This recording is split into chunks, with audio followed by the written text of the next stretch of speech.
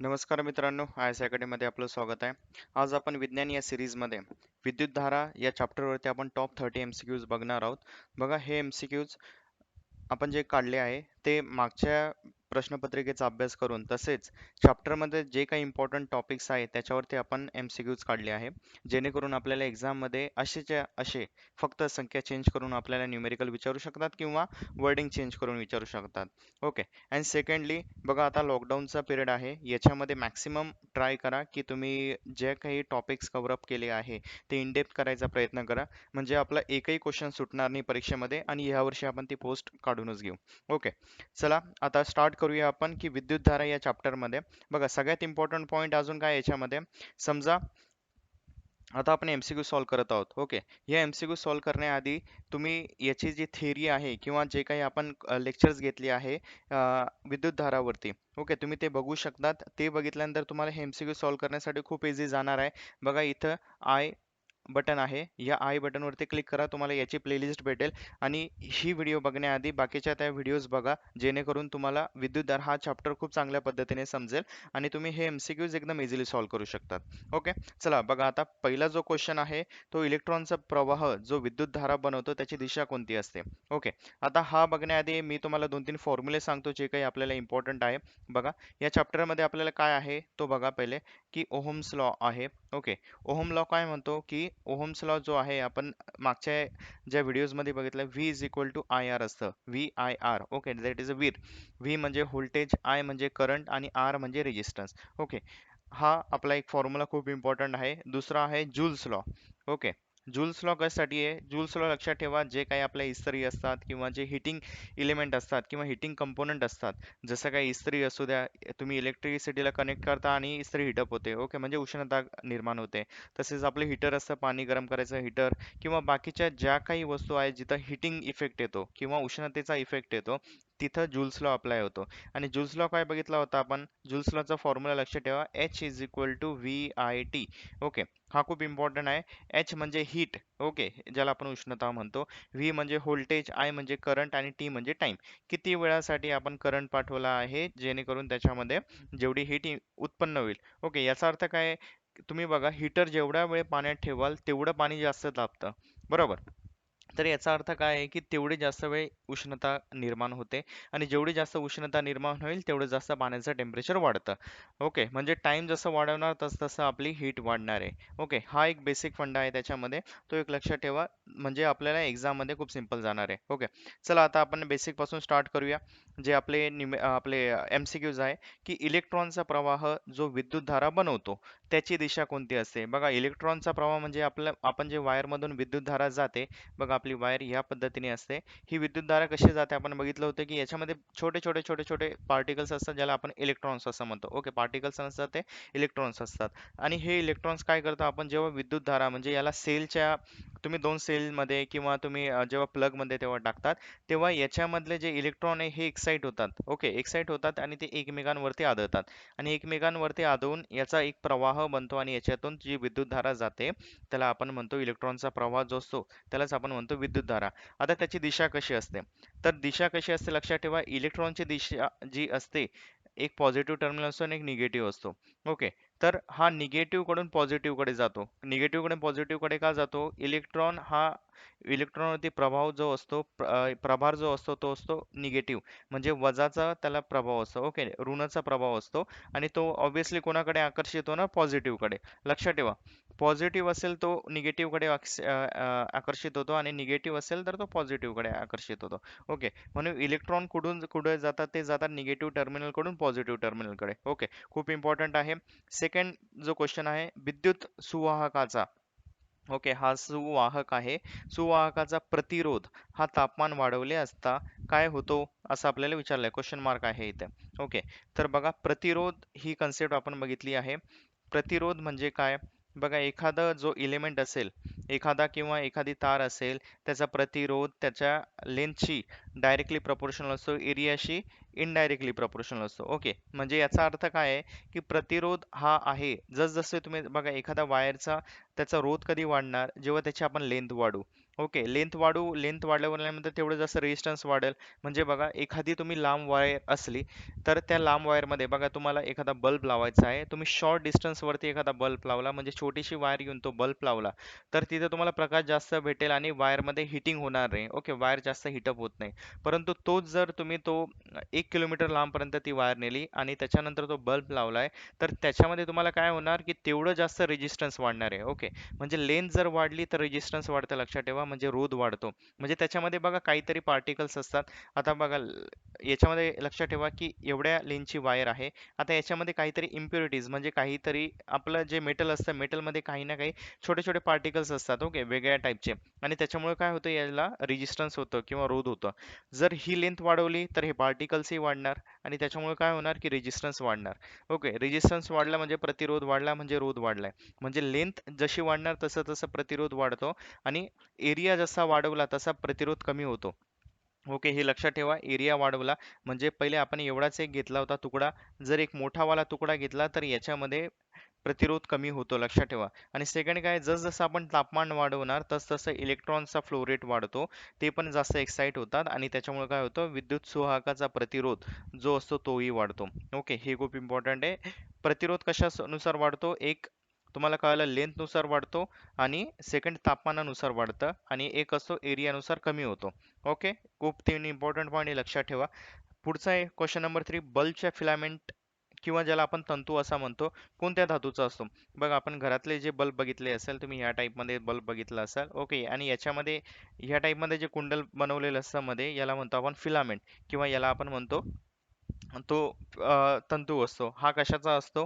हा असतो आपला टंगस्टनचा. लक्षात ठेवा, टंगस्टनचा हा तंतू असतो. टंगस्टनचा तंतू आपण याच्यामुळे यूज करतो, की तिथे हिटिंग इफेक्टमुळे जो काही आपल्याला लाईट भेटतो, टंगस्टनचा तंतूचा जो द्रवणांक असतो, म्हणजे त्याचं द्रव होण्याची स्थिती, म्हणजे ते वितळू शकतो. ओके, सिंपल भाषेमध्ये कधी वितळू शकतो तो, किती टेम्परेचरला, तर तो वितळू शकतो 3410 पर्यंत. एवढ्या डिग्री सेल्सिअस पर्यंत तो टेम्परेचर ऍक्सेप्ट करू शकतो, म्हणजे तेव्हापर्यंत वितळत नाही. याच्यापेक्षा जास्त टेम्परेचर वाढवलं तर ती तार वितळून जाते. ओके, त्याच्यामुळे आपण काय करतो, आणि बाकीचे जे मेटल असतात आपले, समजा तुम्ही लोखंड यूज केलं, लोखंडाचा तो 1600 पर्यंत आहे, 1600 डिग्री सेल्सिअस. 1600 डिग्रीच्या वरती गेल्यानंतर लोखंड पण वितळून जातं. तांबे त्याच्यापेक्षा लवकर वितळतं. ओके, बाकीच्या ज्या काही गोष्टी आहेत ते लवकर वितळतात. फक्त टंगस्टन हा एक धातू आहे, तो 3410 डिग्री सेल्सिअस पर्यंत टिकतो. त्याच्यामुळे आपण काय करतो, जी बल्बची फिलामेंट असते त्याच्यामध्ये टंगस्टन वापरतो. ओके, आणि तुम्ही बघितलं असतं, ती फिलामेंट म्हणजे तो बल्बही खूप जास्त हिटअप होतो. जे पहिल्या काळी आपण यूज करायचो बघा, येलो कलरचे बल्ब येतात, तो त्याचं एक एक्झाम्पल आहे. ओके, आता नवीन जे येतात CFL आणि ते हे याच्यामध्ये येत नाही, लक्षात ठेवा. CFL असू द्या. ओके, CFL याच्यामध्ये येत नाही. त्याच्यानंतर आता जे LED बल्ब येतात ते पण याच्यामध्ये येत नाही. ते जुन्या काळातले जे बल्ब होते ते याच्यामध्ये येतात. ओके, आता पुढे बघा, की विद्युत जनित्रामध्ये, हे विद्युत जनित्र आहे.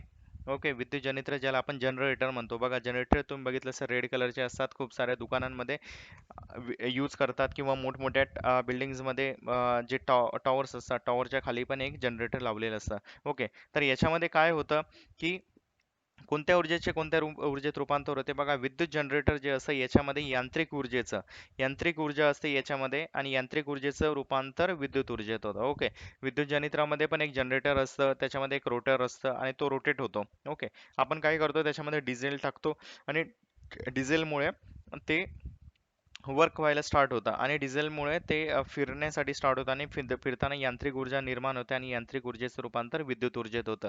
कशामध्ये? विद्युत जनित्रामध्ये. ओके, पुढचं आहे की सौरगट. बघा, सौरगट म्हणजे काय, ज्याला आपण सोलर पॅनल म्हणतो. सध्या खूप सारे लोक सोलर पॅनल बसवताय. बघा, तुम्ही घरावरती ह्या पद्धतीने बघितलं असेल की सोलर पॅनल बसवतात. ओके, हा झाला सोलर पॅनल. एक सोलर हीटर येतं. सोलर हीटर म्हणजे काय, घरावरती गरम पाणी करण्यासाठी जो वापरतो आपण त्याला सोलर हीटर म्हणतो. ओके, त्याच्यामध्ये असं व्हर्टिकल लाईन्स असतात आणि वरती काच असते. ओके, परंतु सोलर पॅनलमध्ये ह्या टाईपचे तुम्ही बघितलं असेल हे असतात. हे काय करतो आपण, हे घरावरती ठेवतो किंवा खूप ठिकाणी बघा, जे काही स्ट्रीट लाईट असतात किंवा ज्याला आपण जे रस्त्यावरती ज्या लाईट्स असतात, मोस्टली असं खेडेगावामध्ये किंवा जिथे इलेक्ट्रिसिटी अजून गेली नाहीये, तिथे आपण काय करतो, ह्या टाईपचे जे पॅनल्स असतात हे बसवतो. हे काय करतात, की दिवसभर जे सूर्याचं उजेड येतं किंवा सूर्याचे प्रकाश किरण येतात ते ऍक्सेप्ट करतं आणि तिथे एक बॅटरी बसवलेली असते. त्याच्यामध्ये सर्व काही जमा होते, ती एनर्जी जमा होते आणि संध्याकाळी जेव्हा लाईट नसते तिथं किंवा संध्याकाळी जेव्हा प्रकाश नसतो, ओके, सूर्य मावळल्यानंतर हे बल्ब चालू होतात आणि रात्रभर मग ते प्रकाश देतात. ओके, या पद्धतीने हे कार्य करतात. तर याच्यामध्ये काय होतंय की सूर्याचे प्रकाश किरण याच्यावरती पडताय आणि ह्या प्रकाश किरणाचं रूपांतर आपण विद्युत ऊर्जेत करून त्याच्यामध्ये ते बॅटरीमध्ये साठवतो आणि बॅटरीमधली जी ऊर्जा आहे ती परत आपण लाईटला देतोय. ओके, तर याच्या सौर घट याला म्हणतो आपण सौर घट. सौर घटामध्ये काय होतं की प्रकाश ऊर्जेचे रूपांतर होतं विद्युत ऊर्जेत. लक्षात ठेवा, प्रकाश ऊर्जेचे रूपांतर होतं विद्युत ऊर्जेत. नेक्स्ट एक क्वेश्चन आहे की परिपथातील रोध वाढवण्यासाठी कोणत्या जोडणीचा वापर करतात? ओके, बघा मित्रांनो, मागच्या ज्या व्हिडिओज आहेत त्याच्यामध्ये मी खूप चांगल्या पद्धतीने एक्सप्लेन केलं आहे की कोणत्या जोडणीचा वापर रोध वाढवण्यासाठी आणि कोणत्या जोडणीचा वापर रोध कमी करण्यासाठी करतो. तर बघा इथे मी आता शॉर्टमध्ये एक्सप्लेन करणार आहे की समजा तुम्ही हे जे रोध आहे किंवा याला आपण रेजिस्टन्स म्हणतो. ओके, ही झाली सिरीज R1 आणि R2. हे सिरीज समजा तुम्ही याच्या सिरीजमध्ये किंवा एकसर जोडणीमध्ये केलं तर यांची दोघांची बेरीज होते. लक्षात ठेवा, एकसर जोडणीमध्ये दोघांची बेरीज होते आणि बेरीज झाली म्हणजे काय झालं की त्यांच्या म्हणजे बघा, हा 10 ओमचा रेजिस्टन्स होता, हा 10 ओमचा रेजिस्टन्स होता आणि दोघांची बेरीज झाली 20 ओहम. ओके, म्हणजे काय झालं की एकसर जोडणी जेव्हा तुम्ही दोन रेजिस्टन्स जोडतात, बघा पहिले 10 होता परंतु त्यांचा रेजिस्टन्स झालाय 20 ओहम. म्हणजे एकसर जोडणीमध्ये रोध वाढतो. ओके, आणि समांतर जोडणी जी असते ती ह्या पद्धतीने आपण करतो की दोन रोध असतात ते एका समांतर जोडणीमध्ये आपण ह्या पद्धतीने जोडतो आणि मग तेव्हा हे करतो. समजा हा 10 ओमचा असेल आणि 10 ओमचा असेल. ओके, आणि मग लक्षात ठेवा की याचा आर इक्विव्हॅलंट जो असतो हा असतो 1/R1 अधिक 1/R2. मग आपण काय करतो, यांच्या दोघांची बेरीज करतो. R1 किती आहे, 1/10. दुसरा R2 किती, 1/10. बघा, दोघांचा छेद सेम आहे म्हणजे आपण वरच्यांची बेरीज करू शकतो. खूप सिंपल आहे. ओके, दोघांचा छेद सेम म्हणजे 10 खाली गेले, वरच्यांची बेरीज 1 अधिक 1 हे झाले 2. पण हा झाला आर इक्विव्हॅलंट. आर इक्विव्हॅलंट हा खाली आहे, याला वर घ्यायचा आहे म्हणजे हा जो नंबर आहे हा पण उलटा होणार. ओके, म्हणजे आर इक्विव्हॅलंट काय होणार बघा, आर इक्विव्हॅलंट हा उलटा झाला म्हणजे 10/2. ओके, बघा हा आर इक्विव्हॅलंट उलटा झाला तर हा पण उलटा होणार आहे. ओके, आणि बे कबे बे पंच 10 म्हणजे आर इक्विव्हॅलंट काय झाला आपला 5 ओहम. म्हणजे इथून काय कळलं आपल्याला, दोन रोध 10 ओहमचे समजा ते समांतर जोडणीत जोडले तर त्यांचा जो रोध आहे तो अर्धा होतो याच्यापेक्षा आपण म्हणू शकतो की रोध कमी होतो. ओके, म्हणजे समांतर जोडणीमध्ये रोध कमी होतो आणि एकसर जोडणीमध्ये रोध वाढतो. ओके, ही गोष्ट लक्षात ठेवा, खूप जास्त इम्पॉर्टंट आहे. 100% एक्झाम मध्ये याच्यावरती क्वेश्चन येणार म्हणजे येणार. ओके, त्याच्यामुळे या गोष्टीचं लक्षात ठेवा. तर आपल्याला काय कळलं की परिपथातील रोध वाढवण्यासाठी कोणत्या जोडणीचा वापर करतो आपण, तो असतो एकसर जोडणी. ओके, याला इंग्लिशमध्ये आपण म्हणतो सिरीज. ओके, सिरीज सर्किट जेव्हा आपण जॉईन करतो त्याला आपण म्हणतो एकसर जोडणी. आता पुढचं आहे की परिपथातील रोध कमी करण्यासाठी कोणत्या जोडणीचा वापर करतात. इतक्यात जस्ट आपण एक्सप्लेन केलं ते ते तुम्ही बघितलं असेल. ओके, हे लक्षात ठेवा, खूप इम्पॉर्टंट पॉईंट आहे. आपल्याला याच्यावरती न्यूमेरिकल्स पण विचारले जातात आणि याच्यावरती थेअरी पण विचारली जाते. तर हे दोन पॉईंट तुम्ही समजा खूप चांगल्या पद्धतीने कव्हर केले तर 100% तुमचे 1 ते 2 मार्क तुमच्या हातात आहे, हे लक्षात ठेवा. त्याच्यामुळे याच्यावरती चांगली पकड बनवा आणि मॅक्सिमम क्वेश्चन मी तुमची तर आता तयारी करूनच घेणार आहे. तुम्ही फक्त ह्या व्हिडिओज आहे या चांगल्या पद्धतीने बघा, यांचा डेली यूज करा जेणेकरून तुम्हाला हे सगळे क्वेश्चन तोंडपाठ होऊन जातील. ओके, तर हे झाले समांतर जोडणे. आता पुढचं आहे की विद्युत उपकरणांच्या सुरक्षिततेसाठी डॅश डॅशचा वापर करतात. बघा, खूप इम्पॉर्टंट आहे की विद्युत उपकरण म्हणजे आपल्या घरात बघा, घरात तुम्ही खूपदा बघितलं असेल, आपण म्हणतो की फ्यूज गेला. ओके, आता हा फ्यूज काय असतो की फ्यूज म्हणजे एक तार असे. फ्यूजचा अर्थ इंग्लिश मराठीमध्ये होतो की वितळणे. ओके, आपण म्हणतो एखादी वस्तू फ्यूज झाली म्हणजे काय, ते झाली ती वितळली. ओके, आता याच्यामध्ये काय असतं, फ्यूज आपण बघितलं असेल ह्या पद्धतीने एक स्क्वेअर असा एक इन्स्ट्रुमेंट असतं किंवा हे आपल्या मीटरच्या बाजूला लावलेलं असतं. ओके, आता याच्यामध्ये काय असतं, एक तार असते. ओके, एक तार अशी बसवलेली असते आणि जो सर्किट आपला कंप्लीट करते, ह्या पद्धतीने एक तार असते. ओके, आता ही जी तार असते ही काय, याला आपण म्हणतो मराठीमध्ये वितळ तार म्हणतो. ओके, वितळ तार म्हणजे काय बघा, त्याच्या नावातच आहे वितळ तार, म्हणजे जी तार वितळते त्याला आपण वितळ तार म्हणतो. आता ही कशासाठी यूज करतात बघा, आपल्या घरामधलं जे व्होल्टेज असतं ते लक्षात ठेवा, 220 व्होल्ट. मी तुम्हाला सगळे इम्पॉर्टंट पॉईंट सांगतो इथे की 220 व्होल्ट घरातलं व्होल्टेज असतं. आणि कधी कधी काय होतं, जेव्हा इलेक्ट्रिसिटी आपल्या घरात येते म्हणजे जे पोल्स असतात बाहेरून त्याच्यातून आपल्या घरात येते, तिथे जी व्होल्टेज असतं ते खूप जास्त असतं.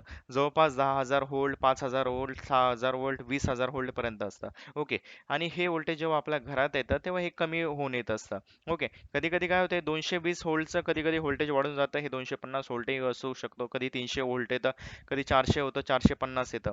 ओके. आणि कधी कधी हा व्होल्टेज डायरेक्टली येतो. ओके.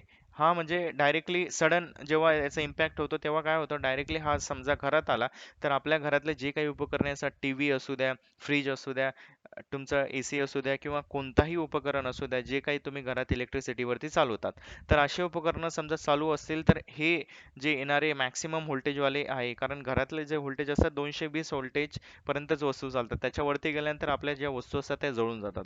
ओके. तर हे जे मॅक्सिमम व्होल्टेज जर समजा घरात आलं तर काय होणार, की बाकीच्या सगळ्या वस्तू म्हणजे जेवढे काही उपकरण ते सगळे जळून जाणार.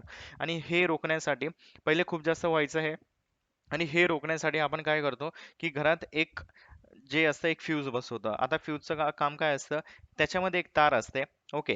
ही तार आपण काय करतो, 220 व्होल्ट एवढं व्होल्टेज जाईल याच्यासाठी सेट करतो. म्हणजे ह्या तारमध्ये एक आपण हिटिंग एलिमेंट, म्हणजे ही तार कशी असते, की याच्यामधून समजा 250 व्होल्ट किंवा 260 व्होल्ट जेवढं काही आपल्याला रिक्वायर्ड आहे याच्यापेक्षा वरती गेलं व्होल्टेज, तर काय होतं, याच्यामध्ये हिटिंग होते. आणि हिटिंग झाल्यामुळं ही जी तार आहे ती वितळून जाते. म्हणजे काय होतं, की डायरेक्टली कॉन्टॅक्टच ब्रेकआउट होऊन जातो. ओके. आपल्या घरातला आणि बाहेरचा जो इलेक्ट्रिसिटी जिथून येते याच्यातला कॉन्टॅक्ट ब्रेकआउट होतो, आणि याच्यामुळे काय होतं, घरातले उपकरण हे हाय व्होल्टेजलाही सुरक्षित असतात. ओके. म्हणजे त्यांना त्यांच्यापर्यंत हाय व्होल्टेज जात नाही, ही तार स्वतः वितळून जाते त्याच्यामध्ये. त्याच्यामुळे काय होतं, की आपले जे घरातले उपकरण आहे ते सुरक्षित राहतात. तर याला काय म्हणतो आपण, विद्युत वितळतार, किंवा आपल्या ऑप्शनमध्ये फ्यूज असेल, फ्यूज तार असेल तर तुम्ही फ्यूज तारही लिहू शकतात. ओके. हे लक्षात ठेवा. आता पुढचा बघा, की विद्युत वितळ तारेचा द्रवणांक. ओके. आता विद्युत जी वितळ तार मी तुम्हाला सांगितली, जी वितळ तार असते याचा द्रवणांक हा डॅश डॅश असतो. तर आपल्याला ऑप्शन मध्ये विचारू शकतात, हा कमी असो, जास्त असतो, 220 व्होल्टेज पर्यंत असतो, किंवा असं काहीतरी आपल्याला विचारू शकतात. तर कधी लक्षात ठेवा, द्रवणांक, द्रवणांक म्हणजे की जेव्हा एखादी स्थायू स्वरूपातील वस्तू असेल ती द्रव स्थितीत जाते. ओके. म्हणजे स्थायूचं द्रवमध्ये जेव्हा रूपांतर होतं त्याला म्हणतो आपण त्या वस्तूचा द्रवणांक, म्हणजे किती टेम्परेचरला होतं. तर याचा द्रवणांक काय पाहिजे आपल्याला, खूप कमी पाहिजे.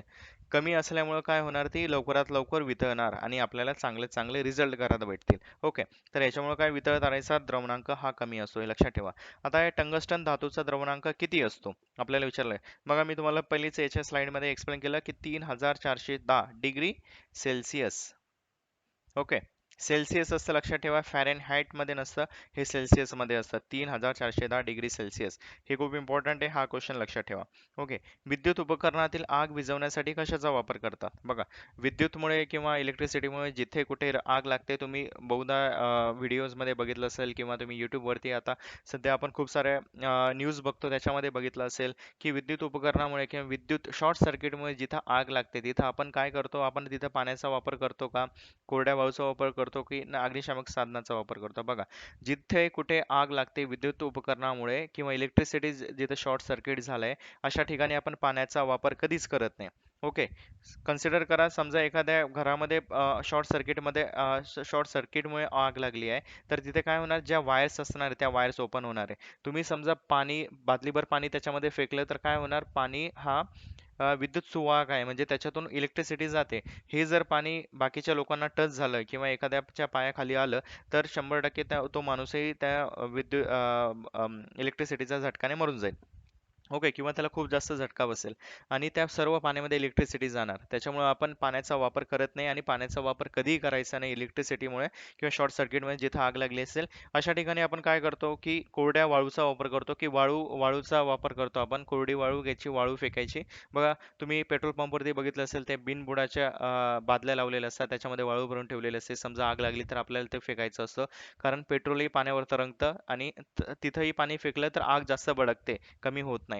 ओके. त्याच्यामुळे आपण तिथं वाळूचा वापर करतो. दुसरं आहे अमोनिया गॅसचा वापर करतो. बाकीचे काही रासायनिक अग्निशामक साधने आहे जे अवेलेबल असतात, कार्बन डायऑक्साईड असतो, बाकीच्या ज्या गोष्टी असतात त्या आपण तिथे यूज करतो. ओके. जे काही सिलेंडर्स तुम्ही बघितलं असेल, तर लक्षात ठेवा, तर याच्यामध्ये आपला ऑप्शन 2 आणि 3 आहे, म्हणजे कोरड्या वाळूचा आणि रासायनिक अग्निशमन साधनाचा आपण वापर करतो. लक्षात ठेवा, खूप इम्पॉर्टंट आहे, आपल्याला एक्झाम मध्ये या टाईपचे क्वेश्चन येतात. पुढचा आहे आपल्याला पुढचा क्वेश्चन विचारलाय की यांत्रिक ऊर्जेचे विद्युत धारेत रूपांतर होत असताना डॅश डॅश विद्युत धारा निर्माण होते. ओके, यांत्रिक ऊर्जेचे विद्युत धारेत बघा, यांत्रिक ऊर्जेचं आपण काय बघितलं, जे विद्युत जनित्र होतं. ओके, विद्युत जनित्र हे जे होतं, हे विद्युत जनित्र जे होतं म्हणजे यांत्रिक ऊर्जेचं तो विद्युत ऊर्जेत रूपांतर करतो. आणि हे रूपांतर होत असताना जी काही विद्युतधारा निर्माण होते ती असते एसी, म्हणजे अल्टरनेटिव्ह करंट असतं. ओके, एसी करंट आपण ज्याला म्हणतो किंवा मराठीमध्ये प्रत्यावर्ती करंट असं म्हणतो. ओके, लक्षात ठेवा, विद्युत जनित्र किंवा विद्युत जनरेटरमध्ये जी काही ऊर्जा निर्माण होते किंवा जी काही इलेक्ट्रिसिटी निर्माण होते ती असते एसी. ओके, ती असते एसी. खूप इम्पॉर्टंट क्वेश्चन आहे, एक्झाम मध्ये आपल्याला जातो हा क्वेश्चन की एसी असते, डीसी असते, की वेगळी काही कोणती असते. तर लक्षात ठेवा एसी असते. आणि बाकीचे जे काही उपकरण आहे ज्याच्यामध्ये इलेक्ट्रिसिटी निर्माण होते, जसं तुमचा सेल असतो. ओके, सेल आपण जेव्हा जोडतो तर सेलमध्ये डीसी असते, लक्षात ठेवा आपले बाकीचे जे काही असते. आणि सेकंड आपल्याला विचारलं की रासायनिक ऊर्जेचे विद्युत ऊर्जे, रासायनिक ऊर्जा म्हणजे तुमची बॅटरी असते बघा, तुम्ही मोठमोठे बॅटरीज बघितले असेल किंवा इन्व्हर्टर्स बघितले असतील, आणि बाकीच्या ज्या काही गोष्टी आहे. ओके, तर त्याच्यामध्ये रासायनिक ऊर्जा मध्ये साठवली जाते विद्युत ऊर्जा, आणि त्याच्यानंतर या रासायनिक ऊर्जेचं विद्युत ऊर्जेत रूपांतर होतं. आणि रूपांतर होत असताना कशामध्ये विद्युतधारा येते, ती असते डीसी, डायरेक्ट करंट मध्ये असते. लक्षात ठेवा, डायरेक्ट करंट खूप इम्पॉर्टंट आहे. रासायनिक ऊर्जेचं विद्युत ऊर्जेत रूपांतर होताना डायरेक्ट करंट. आणि अम, यांत्रिक ऊर्जेचे विद्युत ऊर्जेमध्ये रूपांतर होत असताना ती असते एसी. ओके, इम्पॉर्टंट पॉईंट आहे, लक्षात ठेवा हे. भारतातील एसी म्हणजे अल्टरनेटिव्ह करंटची मुख्य तारांची वारंवारता किती आहे, म्हणजे फ्रिक्वेन्सी विचारली. लक्षात ठेवा, आपण जी फ्रिक्वेन्सी म्हणतो की भारतातील जी इलेक्ट्रिसिटीची फ्रिक्वेन्सी किती आहे, तर ती आहे 50 हर्ट्स. लक्षात ठेवा, 50 हर्ट्स. ओके, एवढी आहे जी भारतातली फ्रिक्वेन्सी आहे ती. ओके, तर ही खूप इम्पॉर्टंट आहे. बघा, आपण कालच बघितलं फ्रिक्वेन्सी म्हणजे काय, म्हणजे एका सेकंदामध्ये 50 वेळेस ती गोष्ट कंप पावते. म्हणजे जी काही इलेक्ट्रिसिटी आपल्या इथे निर्माण होते, जे औष्णिक विद्युत केंद्र आहे, तिथं पण एक टाईपचा एक जनित्र असतो. ओके, या टाईप मध्ये असतं, एक शाफ्ट असतो आणि इथं ब्लेड्स असतात या पद्धतीने. ओके, तर हा जो ब्लेड किंवा हा जो शाफ्ट फिरतोय, हा काय फिरतोय की 50 रोटेशन करतोय, म्हणजे 50 वेळा राऊंड फिरतोय एका सेकंदामध्ये. आणि त्याच्यामुळे जी काही इलेक्ट्रिसिटी निर्माण होते ती 50 हर्ट्सची निर्माण होते. ओके, तर लक्षात ठेवा, हा जो जनित्र आहे 50 वेळेस फिरल्यामुळे आपल्याला ही इलेक्ट्रिसिटी भेटते. ओके, खूप इम्पॉर्टंट पॉईंट आहे आपल्याला एक्झाम पॉईंट ऑफ व्ह्यूने. पुढचा आहे की ट्रान्सफॉर्मरचा उपयोग व्होल्टेज डॅश व्होल्टेज मिळवण्यासाठी होतो. बघा, ट्रान्सफॉर्मर जो असतो प्रत्यावर्ती किंवा त्याला एसी व्होल्टेज म्हणतो. आता ट्रान्सफॉर्मर, बघा ट्रान्सफॉर्मर मध्ये काय असतं की या साईडला काही वायर्स असतात आणि सेकंड दुसऱ्या या साईडला वायर असतात, आणि याचा दोघांचा कॉन्टॅक्ट काहीच नसतो. तर याच्यामध्ये आपण काय करतो की इलेक्ट्रिसिटी निर्माण करतो. ओके, इथून एसी करंट पाठवतो आपण. आणि एसी करंटमुळं हा जो इलेक्ट्रिक हा सॉरी मॅग्नेटिक एक कंपोनंट असतो इथं, म्हणजे तो इलेक्ट्रोमॅग्नेट आपण म्हणतो त्याला. हा एक लोखंडाचा एक पार्ट असतो आणि याच्या अवतीभोवती आपण ह्या ज्या तार्स आहे ह्या गुंडाळतो. तर याच्यामुळे काय होतं, याच्यामध्ये इलेक्ट्रिसिटी जनरेट होते, म्हणजे मॅग्नेटिझम जनरेट होतं. आणि या मॅग्नेटिझममुळे इथे ही मॅग्नेटिझम जनरेट होतो आणि इथे एक इलेक्ट्रिसिटी जनरेट होते या वायर्समध्ये. ओके, तर याच्यामध्ये हा जो असतो हा कॉन्टॅक्टच नसतो दोघांचा, तरी ह्या दोघांमध्ये फक्त मॅग्नेटिझम म्हणजे चुंबकीय विद्युत धारा निर्माण होते एका एका दुसऱ्यांमध्ये. आणि याच्यामुळं आपण काय करतो की जे व्होल्टेज असतं, समजा इथं 1000 व्होल्ट असेल तर इथं आपण 100 व्होल्ट काढू शकतो. ओके, म्हणजे स्टेप डाऊन करू शकतो. किंवा 100 व्होल्ट असेल तर 1000 व्होल्ट घेऊ शकतो. ओके, म्हणजे स्टेप अप करू शकतो. तर ह्या पद्धतीने आपण जे ट्रान्सफॉर्मर असतात ते स्टेप डाऊन किंवा स्टेप अप करून आपण वापरू शकतो. आणि याच्यामध्ये मिळणारा करंट जो असतो तो लक्षात ठेवा, तो एसी करंट असतो. ओके, कोणता असतो, एसी करंट. याच्यामधून डीसी करंट आपल्याला कधीच भेटत नाही.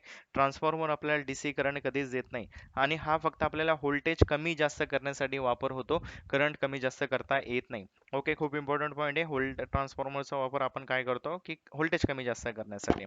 पुढचा बघा की एसीचे डीसी मध्ये रूपांतर करण्यासाठी. बघा, आता हा खूप इम्पॉर्टंट क्वेश्चन आहे की एसीचं डीसी मध्ये रूपांतर करायचं आहे. बघा, आपल्या घरामध्ये येणारी जी विद्युतधारा असते ही आपल्याला माहिती पाहिजे. खूप इम्पॉर्टंट आहे की आपल्या घरामध्ये जी काही विद्युतधारा येते ती येते एसीच्या फॉर्म मध्ये. ओके, म्हणजे अल्टरनेटिव्ह करंट मध्ये येते. ओके. आणि त्याच्यानंतर आपल्या घरातले जे काही इन्स्ट्रुमेंट असतात, जेवढे काही आपल्याकडे अवेलेबल आहे, तुमचा पीसी असू द्या, लॅपटॉप असू द्या, मोबाईल असू द्या, त्याच्यानंतर एसी असू द्या, टीव्ही, फ्रीज, ह्या काही गोष्टी आहे, ह्या सगळ्या डीसी म्हणजे डायरेक्ट करंट वरती चालतात. ओके. तर याच्यामध्ये काय असतं, की ह्या गोष्टी ज्या असतात, याच्यामध्ये तुम्ही बघितलं असेल, आपला मोबाईलचा चार्जर असतो. तर या चार्जरमध्ये एक रेक्टिफायर नावाची गोष्ट असते. ओके. एक रेक्टिफायर नावाचा कॉम्पोनंट असतो. आणि हा रेक्टिफायर काय करतो, एसीचं डीसी मध्ये कन्वर्ट करून आपल्या मोबाईलला डीसी करंट सप्लाय करतो आणि त्याच्यामुळे आपली बॅटरी चार्ज होते. आणि प्रत्येक गोष्टी असू द्या, कोणती लॅपटॉपचा जो चार्जर असतो, प्रत्येक गोष्टी चार्जरमध्ये हा रेक्टिफायर बसवलेला असतो, जो एसीचे डीसी मध्ये रूपांतर करतो. ओके. तर खूप इम्पॉर्टंट पॉईंट आहे, एसीचं डीसी मध्ये रूपांतर जेव्हा होतं, तिथं आपल्याला लागतं रेक्टिफायर. आता दुसरा क्वेश्चन याच्यावरतीच आहे, की डीसीचं एसी मध्ये करायचंय तुम्हाला. ओके. खूप फ्यू एक्झाम्पल याचे खूप कमी एक्झाम्पल आहे जेव्हा आपल्याला डीसीचं एसी मध्ये रूपांतर करायचं असतं. आणि हे डीसीचं एसी मध्ये रूपांतर करण्यासाठी आपण जे उपकरण यूज करतो ते लक्षात ठेवा, ते असं ऑसिलेटर. ओके. ऑसिलेटर डीसीचं एसी मध्ये करतं आणि रेक्टिफायर रेक्टिफायर एसीचं डीसी मध्ये करतं. ओके. हे एक्झाम मध्ये विचारले गेलेले क्वेश्चन आहे, खूप चांगल्या पद्धतीने अ, पाठ करा किंवा लक्षात ठेवा, ते तुम्हाला एक्झाम मध्ये कामाला येतील. ओके. पुढचा बघा, की घरातली विजेचा परिणामकारक व्होल्टेज. ओके. म्हणजे घरातले जो काही व्होल्टेज असतो तो किती असतो, मी तुम्हाला थोड्या वेळपूर्वी एक्सप्लेन केला. 220 व्होल्ट असतं. 220 किंवा काही ठिकाणी 230 व्होल्ट आपल्याला विचारतात. या रेंजमध्ये लक्षात ठेवायचं की 220 च्या जवळपास जे आपल्याला दिलं असेल, 220, 225, 230, आपल्या एक्झाम मध्ये काही विचारू शकतात. तर त्याच्यामुळे लक्षात ठेवा, या रेंजमध्ये आपल्याला घरातलं व्होल्टेज असतं. आता पुढचा क्वेश्चन आहे, की पृथ्वीवरील एकूण विभव म्हणजे पृथ्वीचं जे व्होल्टेज किती असतं, आपल्याला असं विचारलंय. ओके. पृथ्वीचं व्होल्टेज किती असतं बघा. पृथ्वीचं व्होल्टेज हे नेहमी शून्य असतं.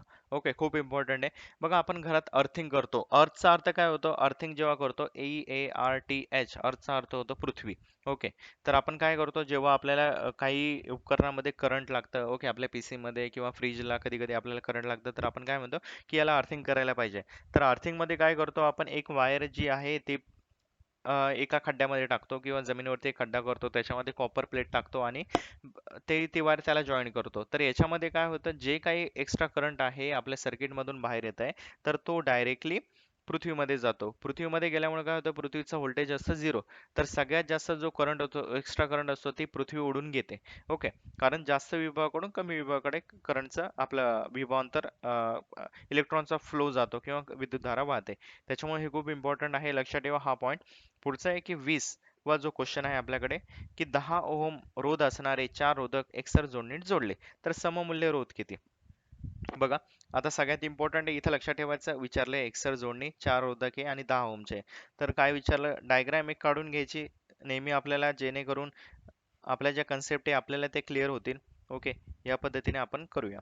ओके. हा झाला R1, R2, R3, R4. Okay. तर आपल्याला विचारलं, की एकसर जोडणी जोडलं म्हणजे आर इक्विव्हॅलंट, आपण जे काय लिहितो आर ई क्यू.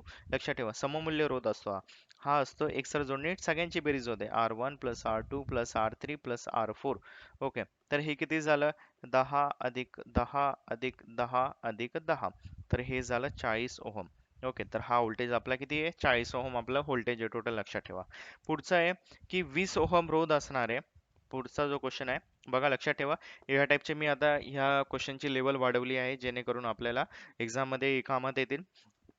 आणि मोस्टली ट्राय करा, मी जेव्हा एक्झाम सॉल्व्ह करे, ओके, हे एक्झाम्पल दिल्यानंतर मध्ये जो गॅप येतो इथं व्हिडिओ पॉज करायची, तुम्ही तुमच्या हाताने हे एक्झाम्पल सॉल्व्ह करा, म्हणजे तुम्हाला त्याचा अर्थ कळेल. ओके. तुम्हाला चांगल्या पद्धतीने हे क्वेश्चन सॉल्व्ह करता येतील आणि त्याच्यानंतर माझं सोल्युशन बघा, मी कशा पद्धतीने सोल्युशन देतोय. ओके. आणि मॅक्सिमम मॅच करायचा प्रयत्न करा, तुमचा आन्सर आणि माझा आन्सर, जेणेकरून तुमची चांगल्या पद्धतीने प्रॅक्टिस होईल. ओके. आता सगळ्यात पहिले आपल्याला 20 ओम रोध असणारे चार रोध आहे. ओके. आणि रोधापैकी प्रत्येकी दोन रोधाची समांतर जोडणी आणि हे रोध एकसर जोडणीत जोडले तर परिपथातील रोध किती असेल. बघा, क्वेश्चन आपल्याला कळायला पाहिजे, की 20 ओमचे चार रोध आहे आणि ह्या रोधा प्रत्येकी दोन रोध, म्हणजे त्यांनी सांगितलं की चार रोधापैकी दोन रोध, प्रत्येकी दोन रोध, म्हणजे या दोन रोधांची एक जोडणी केली आणि काय आहे, अजून एक दुसरा रोध आहे. ओके. ह्या पद्धतीने, आणि ह्या दोघांची समांतर जोडणी केली आणि हे दोन्ही रोध हे एकसर जोडणीत जोडले. ओके. या पद्धतीने एक सर्किट बनवला यांनी. ओके. तर आता आपल्याला काय विचारलंय याने, की तर परिपथातील रोध किती? आता बघा आपल्याला हे दोन, हा एक समांतर जोडणी जोडलाय आणि हा एक समांतर जोडणी जोडलाय. तर सगळ्यात पहिले आपण ओहम रोध सेम असल्यामुळे आपण डायरेक्टली कॅल्क्युलेट करू. समांतर जोडणीमध्ये आपला आर इक्विव्हॅलेंट जो असतो 1/r इक्विव्हॅलेंट येतो, लक्षात ठेवायचं. ओके, हा असतो पहिले एक पहिला सर्किट नंबर आणि दुसरा सर्किट नंबर. पहिल्यासाठी आपण कॅल्क्युलेट करू. आर इक्विव्हॅलेंट हा किती झाला? 1/r1 अधिक 1/r2. आता हा किती होणार? 1/r1 सगळे तर 20 ओहमचे, 1/20 आणि 1/20. आता याचा छेद सेम आहे म्हणजे हा छेद सेम सेम येणार आणि वरच्यांची बेरीज होणार, 1 अधिक 1 2. हा झाला 1/r इक्विव्हॅलेंट. आता आपण काय करतो, आपल्याला आर इक्विव्हॅलेंट वरती पाहिजे, म्हणजे याला उलट करू. आर इक्विव्हॅलेंट वरती गेला तर ही संख्या पण उलटी होणार, 20/2. आता बे का बे बे 10 20. तर आर इक्विव्हॅलेंट काय आला आपला? बघा, आर इक्विव्हॅलेंट हा आला 10 ओहम पहिल्या सर्किट साठी. ओके, पण दुसऱ्या सर्किट मध्ये सेम रोध वापरले म्हणजे त्याचं पण आर इक्विव्हॅलेंट काय होणार? आर इक्विटिव्ह हा पण होणार 10 ओम. ओके, याचा रोध भेटला आपल्याला, याचाही रोध भेटलाय. तर आता आपल्याला काय करायचं आहे की हे दोन, ह्या दोघांचा जो रोध आहे हे आहे सम एकसर जोडणीमध्ये, हा आणि हा. ओके, तर हा एक नंबर आहे आणि हा 2 नंबर आहे. हे दोघं जोडले समांतर जोडणी, सॉरी एकसर जोडणीमध्ये. तर एकसर जोडणीमध्ये आर इक्विव्हॅलेंट काय येतो? R1 plus R2. तर इथं काय आला आपला? R1 जो आला आहे आर इक्विव्हॅलेंट 1, हा आला आहे 10 ओहम आणि आर इक्विव्हॅलेंट 2 हा आला आहे 10 ओहम. ओके, तर हे टोटल किती झाले? 20 ओहम. ओके, तर आर इक्विव्हॅलेंट किती आला आपला? 20 ओम. तर आपल्याला काय कळलं की परिपथातील रोध किती असेल? हा असेल 20 ओम. तर याचा अर्थ काय कळतंय? समजा हे दोन्ही समांतर, हे दोन्ही समांतर आणि हे दोन्ही समांतर करून एकसर जोडणीत जोडले तर आपला येणारा रोध हा असेल 20 ओहम. ओके, खूप इम्पॉर्टंट क्वेश्चन आहे, फिरून क्वेश्चन विचारला आहे, त्याच्यामुळे मी हा इथे घेतलाय. हा मोठा क्वेश्चन आहे, तुम्ही ह्या टाईपचे क्वेश्चन सॉल्व्ह करा जेणेकरून तुमची कमांड खूप चांगली बसेल. ओके, पुढचा आहे बघा, एका बल्बची पॉवर 10 वॅट आहे, तर परिपथातून 0.2 अँपिअर विद्युतधारा वाहत आहे, तर परिपथातील रोध किती विचारलाय आपल्याला. ओके, दिलं काय आहे ते लिहून घ्यायचं. सगळ्यात इम्पॉर्टंट पॉवर दिली आहे 10 वॅट. त्याच्यानंतर आय दिलाय आपल्याला, करंट म्हणजे आय म्हणून लिहितो आपण. Okay, 0.2 ampere. बघा, हे या टाईपचे क्वेश्चन मागच्या व्हिडिओमध्ये आपण सॉल्व्ह केले आहे. तुम्ही त्या आय बटन वरती क्लिक करा. बघा, इथे आय बटन आहे, याच्यामध्ये तुम्हाला सगळे काही नोटिफिकेशन दिसेल आणि ती पूर्णच्या पूर्ण प्लेलिस्ट बघा जेणेकरून तुमची कमांड खूप चांगली बसेल. ओके, आणि परिपथातील रोध किती? आर विचारले आपल्याला, आर किती असणार आहे. ओके, तर आपल्याला याच्यामध्ये फॉर्म्युले माहिती पाहिजे. पी इज इक्वल टू आपण काय बघितलं होतं? व्ही इंटू आय असतं. ओके, तर आपल्याला इथं काय काय दिलंय बघा, पी आहे, आय आहे, आपल्याला इथून व्ही भेटणार आहे. आपल्याला विचारलंय आय. ओके, पहिले आपण व्ही काढून घेऊया. पी किती आहे? 10 वॅट सांगितलंय. व्ही तसाच आहे. आय आपल्याला दिलाय 0.2 अँपिअर. ओके, तर आता बघा व्ही इथे तसाच राहणार, 10.2 गुणिले इथे जाऊन होणार भागिले 0.2 इज इक्वल टू व्ही. आता हा 0.2 आहे. ओके, हा पॉईंट काढायचा आहे म्हणजे वरती एक शून्य वाढवावं लागेल आपल्याला, 100 होणार, खाली 2 असणार. Okay, is equal to V. तर व्ही म्हणजे काय झालं आपला बघा, तर बे का बे बे पंच 10 म्हणजे 50. व्ही आलाय आपला 50 व्होल्ट. ओके, युनिट लक्षात ठेवा, व्होल्ट येणार आहे. आता याच्यानंतर आपल्याला आर विचारलं. आपल्याला काय माहिती आहे? न्यूटन आपलं सॉरी ओहम्स लॉ काय आहे? V is equal to I R, VIR आपला फॉर्म्युला आहे. ओके, याच्यामध्ये लक्षात ठेवा, खूप इम्पॉर्टंट आहे, आपले फॉर्म्युले माहिती असेल तर तुम्ही इझिली क्वेश्चन सॉल्व्ह करू शकतात. आता बघा, आपल्याकडे व्ही पण आहे, आय पण आहे, फक्त आपल्याला विचारला आर, जो आपल्याला क्वेश्चन मध्ये विचारला आहे. तर व्ही किती आहे? 50 आहे. आय किती आहे? 0.2 आहे, इंटू आर विचारलाय आपल्याला. ओके, हा 0.2 परत इकडे गुणिले इकडे जाऊन होणार भागिले 50 भागिले 0.2 इज इक्वल टू आर. आता काय करणार आपण? 0.2 चा 2 काढायचा आहे म्हणजे वरती एक शून्य वाढवावं लागेल, खाली 2 होणार, इज इक्वल टू आर. बेकबे ओके, 500 500 500 भागिले 2 हे किती होतात? हे होतात 250, सॉरी 250 होतात. म्हणजे आर किती आला आपला? आर आला 250 ओहम. ओके, एक्झाम मध्ये असे थोडेसे लेंदी क्वेश्चन विचारले जातात. बघा, तुम्ही ह्या टाईपचे क्वेश्चन सॉल्व्ह करा जेणेकरून तुम्हाला छोट्या टाईपचे क्वेश्चन तुम्ही इझिली सॉल्व्ह करू शकता. ओके, पुढचा बघा, की एका उष्मा निर्माण करणाऱ्या उपकरणातून 5 अँपिअर विद्युतधारा 10 मिनिटांसाठी वाहते. परिपथातील रोध 20 ओहम आहे, तर उपकरणामध्ये तयार होणारा उष्मा किती असेल? ओके, आता आपण काय लिहू इथे? सगळ्यात पहिले की डेटा काय दिलाय? आय दिलाय आपल्याला 5 अँपिअर. ओके, त्याच्यानंतर आपल्याला काय दिलंय अजून?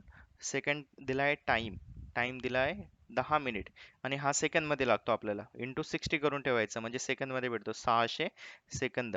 ओके, हा झाला. आणि परिपथातील आर दिलाय आपल्याला, रोध दिला आहे 20 ओहम. तर आपल्याला काय म्हटलं आहे की एच काढायचा आहे, जो फॉर्म्युला आपण स्टार्टिंगला बघितला. तर सगळ्यात पहिले एचचा फॉर्म्युला लिहून टाकायचा, H is equal to V I T येतं, बरोबर.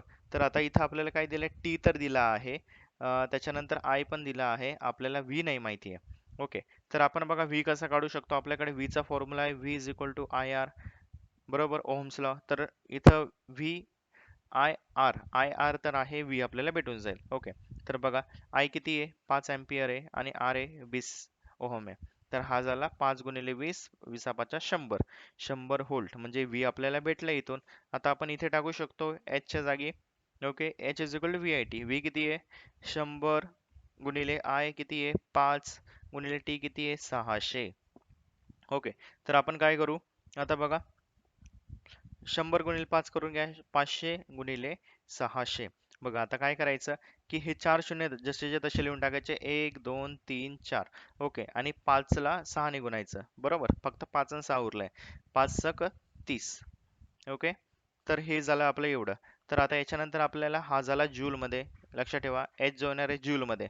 आता आपल्याला किलो जूल मध्ये काढायचं आहे, म्हणजे किलो म्हटल्यानंतर 3 शून्य काढून टाकायचे इथून, 1 2 आणि 3, म्हणजे 3 शून्य गेल्यानंतर हे उरतं 300 किलो जूल. लक्षात ठेवा H is equal to 300 kilo joule. आपला आन्सर बघायचा, आन्सर मध्ये 300 किलो जूल असेल आणि त्याला टिक मार्क करायचा. ओके, या पद्धतीने आपल्याला क्वेश्चन विचारले जातात. पुढचा बघा की एका विद्युत परिपथामध्ये 20 एम्पियर विद्युतधारा वाहत असून 15 ओहमचे दोन रोध एकसर जोडणीत जोडले आहे, तर परिपथामध्ये असणारे विभवांतर किती? एका विद्युत परिपथामध्ये आपल्याला काय काय दिले ते लिहून घ्यायचं. पहिले I is equal to 20 ampere आहे, त्याच्यानंतर ओहम दिलाय आपल्याला, रोध दिलाय आर दिला आहे 15 दिलाय, 15 ओहम. ओके, त्याचे दोन रोध आहे लक्षात ठेवा. आणि तर परिपथामध्ये असणारी विद्युतधारा विभवांतर किती? आता सगळ्यात पहिले एकसर जोडणी सांगितले, तर आपण सर्किट काढून घेऊ. ओके, हा एक झाला रोध, दुसरा झाला हा रोध, आणि या पद्धतीने आपल्याला हे जोडलंय. आता आपल्याला काय सांगितलं की याच्यातून जे करंट वाहत आहे ते आहे 20 एम्पियर. आपल्याला व्होल्टेज विचारलंय किती आहे. आता सगळ्यात पहिले लक्षात ठेवा R1 आणि R2. आता आपल्याला हा R इक्विव्हॅलेंट काढावा लागेल सगळ्यात पहिले. तर R इक्विव्हॅलेंट काय होतो आपला, एकसर जोडणीमधला R1 plus R2. Okay, directly दोघांची ऍडिशन होते, म्हणजे 15 अधिक 15 हे झाले 30. ओके, 30 ओम आर इक्विव्हॅलेंट आलाय आपला. तर आपला पुढचं काय, व्ही चा formula V is equal to I into R. Okay, I किती दिलाय 20 दिलाय, आर आर फक्त आर हा एक आर नाही घ्यायचा, तर दोघांचा मिळून जो आर होणार आहे तो घ्यायचा आहे. तो झाला आहे किती आर इक्विव्हॅलेंट, 20 गुणिले आर इक्विव्हॅलेंट हा झाला 30, म्हणजे हा किती झाला 3 दुने 6, 600 व्होल्ट. चा आपलं झालंय 600 व्होल्ट. ओके, तर मित्रांनो बघा, तर ह्या पद्धतीने आपण टोटल 25 क्वेश्चन बघितले आहे याच्यामध्ये, या सिरीज मध्ये. आता आपण काय करणार आहोत, याच्यामध्ये जे काही वेगवेगळ्या टाईपचे अजून क्वेश्चन येऊ शकतात, ते पण जे पॉसिबिलिटी आहे त्या क्वेश्चनची, ते अजून सॉल्व्ह करायचा प्रयत्न करूया. बघा तुम्ही ह्या व्हिडिओज बघा, ह्या मॅक्सिमम क्वेश्चन सॉल्व्ह करायचा प्रयत्न करा, आणि याच्यामध्ये जे काही आपण थेरॉटिकल बघण्याचा प्रयत्न केला आहे क्वेश्चन, ते पण चांगल्या पद्धतीने आत्मसात करण्याचा प्रयत्न करा, जेणेकरून तुम्हाला एक्झाम मध्ये खूप चांगलं याचा फायदा होईल. आणि समजा तुम्हाला याच्यामध्ये काही प्रॉब्लेम्स असेल, किंवा काही तुम्हाला कन्सेप्ट कळाली नसेल, किंवा काही क्वेश्चन सॉल्व्ह करता आले नसेल, तर तुम्ही मला कमेंटमध्ये विचारू शकता. मी तुम्हाला त्या कमेंटमध्येच रिप्लाय देईल, किंवा नेक्स्ट